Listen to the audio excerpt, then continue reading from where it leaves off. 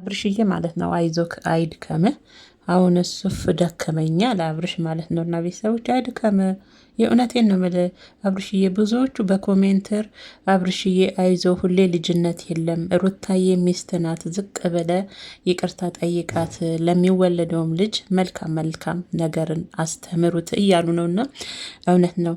ኮሜንቶች ትክክል ናቸው። የእውነት አብርሽ ዝቅ ብለ ሩታን አጥፍቻለሁ፣ ስህተቶችን ከአንቺ ጋር ነው ማረም የምፈልገው፣ አግዥኝ ባክሽ ብትላት ሩታ ትመለሳለች። ሴት ልጅ ናት እኮ ቤቷን ትወዳለች፣ ትዳሯን ትወዳለች፣ ቤቷን ታከብራለች፣ ትዳሯን ታከብራለች። ስለዚህ አብርሽዬ መድከም ሳይሆን መታገስ፣ በመታገስ ውስጥ ደግሞ ጥሩ ነገሮች ይመጣሉና ከመደከምኩ ሳይሆን ታግሰ ሚስትህን አባብለ እንደ ጥፋተኛም ዝቅ ብለ ይቅርታ ጠይቀ ሩታዬን ወደ ቤት መልስልን። እኛ ራሱን አፍቃናለች። የእውነት ሩታ ቀበጧ ቀበጥ በጥዋ የሚዲያው መሪ ማለት ነው። በጣም ነው የምንወዳት አብርሽዬ። እኛ ራሱን አፍቃናለች እና ያው ይቅርታ ጠይቀ ወደ ቤት መመለስ ነው። አብርሽዬ ትመለሳለች። ሚስት አይደለች?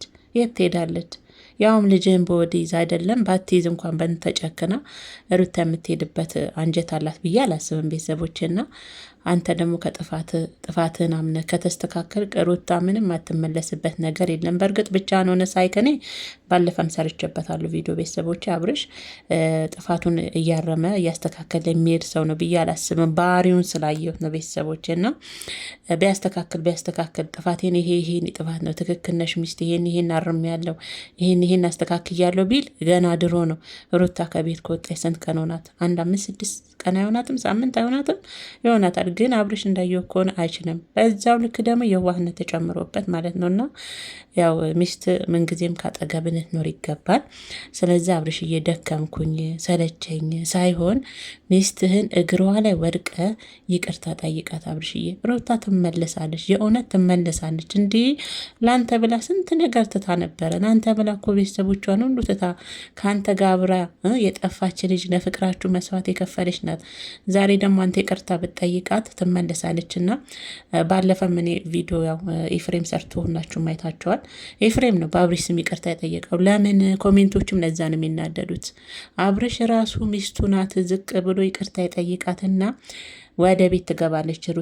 ሩታም ወደ ቤት ግቢ፣ ትዳር ቀላል አይደለም፣ ብዙ ዋጋ የከፈልሽለት ትዳር ነው እያሉ ነው ቀመሞችና ትክክል ናቸውና አብርሽዬ መሰልቸት ሳይሆን ሚስትህን ዝቅ ብላ ይቅርታ ጠይቀ ሩታዬ ላይ እግሯ ላይ እስቲ ውድቅ በል። በቃ አጥፍቻለሁ ሚስቴ፣ እውነትሽን ነው፣ ብዙ ስህተት ሰርቻለሁ። እነዛን ስህተቶች አንቺ ካጠገብ የሆንሽ አስተካክላለሁ ብላ እግሯ ላይ ውድቅ በል እስቲ። የእውነትሽ ብላ ነው የምትገባው። አንተ ያንን እያደረክ አይደለምና አብርሽዬ። አዎ ብዙ የፍቅር ጊዜ አሳልፋችኋል። በፍቅር ውስጥ ብዙ ነገሮችን፣ ብዙ ፈተናዎችን፣ ብዙ ደስታዎችን፣ ብዙ ነገሮችን አብራችሁ አሳልፋችኋልና ሩታን ማጣት እውነት ነው ከባድ ነው ቤተሰቦች። የእውነት በተለይ ለአብርሽ ሩታ እኮ አስተማሪ ናት። የእውነቴን ነው የምላችሁ ለአብርሽ በጣም አስተማሪ የሆነች ልጅ ናትና ቅመም ድምቀት የሆነች እና ሩታዬ እንደምትመለስ ተስፋ እናደርጋለን። መልካምም ነገር እንደምንሰማ ተስፋ እናደርጋለን። እና አብርሽዬ አብሽር፣ ተስፋ አትቁረጥ። ሚስት ናት፣ የትም አትሄድም። አይደለም ልጅን በወዲህ ይዛ ባትይዝም ሩታ በአንተ ጨክና የምትቆርጥ ልጅ አይደለችም። እና አንተም ደግሞ አታድክማት ሩታዬን። የእውነት ስህተቶችን እያረምክ ትዳርን ቀጥ አድርገህ ምራክ። ልጅነት የለም እኮ ወደ ትዳር ከገቡ በኋላ ልጅ እየመጣ ነው። ሁሌ ልጅነት የለም እና አይዞህ ነው የምለው እኔ።